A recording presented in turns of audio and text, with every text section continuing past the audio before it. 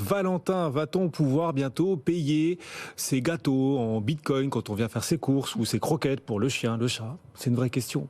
En Ça tout vous cas, intéresserait ça, Guillaume? eh oui, parce que les choses sont en train de se construire et se constituer pour qu'enfin nous puissions acheter nos croquettes pour chiens et chats. Grâce aux cryptos, on a ce partenariat entre Binance et Ingenico pour offrir plus de moyens de paiement en crypto dans les magasins en France. Exactement. On parlait il y a quelques temps du Lightning Network pour justement, alors pas payer vos croquettes parce que vos croquettes elles peuvent être froides, ça posera pas de problème, Guillaume, en tout cas celles de vos animaux de compagnie. Mais par contre, si c'était effectivement un café, c'était un peu plus problématique puisqu'il fallait, il fallait pas qu'il soit froid à la fin du temps de la consommation. Mais par contre, c'est toujours la même problématique, c'est de payer en crypto. Quels sont les commerçants qui acceptent les crypto-monnaies? Ah oui. Ils sont pas nombreux. Il y en a quelques-uns qui acceptent Bitcoin, mais ça s'arrête là. Et là, effectivement, un pas très intéressant que fait Binance en s'associant avec ce prestataire qui a plus de 40 millions, je crois, de terminal de paiement. Ingenico, c'est énorme. C'est énorme, hein, effectivement, c'est très gros dans leur capacité qu'ils ont à accepter les paiements avec des TPE partout dans le monde.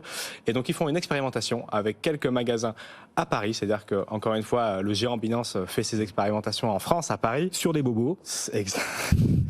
En France, à Paris, et effectivement, on va pouvoir s'amuser, pour ceux qui possèdent des crypto-monnaies en tout cas, de payer directement en crypto. Ça veut dire quoi? Ça veut dire que sur le terminal de paiement, notamment, s'affichera un QR code pour que directement, à partir de l'application Binance, on puisse payer avec une cinquantaine de crypto-monnaies et que ça reste potentiellement en crypto-monnaie.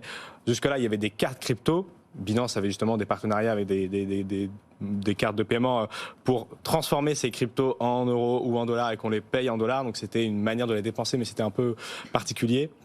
Là, directement, avec un QR code, on va pouvoir dépenser ces cryptos. C'est en expérimentation, du coup, en France, sur quelques magasins, et ça pourra être développé. On le disait, il y a plusieurs dizaines de millions de TPE dans le monde qui pourront l'accepter dans le futur. Donc c'est un très beau premier pas. C'est quoi les TPE Terminal de paiement électronique. D'accord, ok.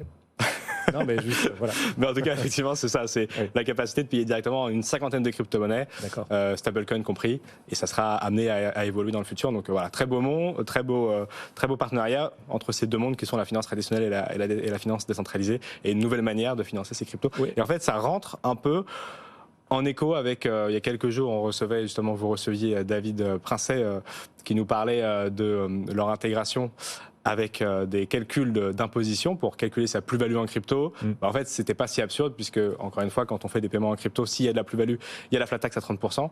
Et ça aurait été un peu compliqué de suivre tout ça entre ces trades où on peut gagner de l'argent et la manière de payer avec l'application maintenant. C'est très bien qu'il y ait cette implémentation directement dans Binance pour pouvoir regarder un petit peu. Ah oui, c'est-à-dire que si j'achète mes croquettes en crypto, je risque de devoir payer de l'impôt sur en plus de la TVA, quoi. Si vous avez fait de la plus-value, effectivement, il reste la flat tax à 30%. Donc ça a été un enfer s'il n'y avait pas eu ce logiciel en interne. Il y avait encore une fois déjà des géants qui le faisaient, ou Altio, Pierre Morisot que vous recevez sur ce plateau aussi, qui le proposait de manière externe à Binance, mais désormais c'est natif. Et ce sera un grand gain de temps pour les contribuables français de l'avoir, surtout avec cette nouveauté-là. Bon, le plus grand gain de temps, c'est quand on fait des moins-values. Au moins, on n'est pas imposé. C'est ça. Mais comme on vient d'écouter les traders, pour l'instant, ça devrait bien aller dans ce sens-là. Et puis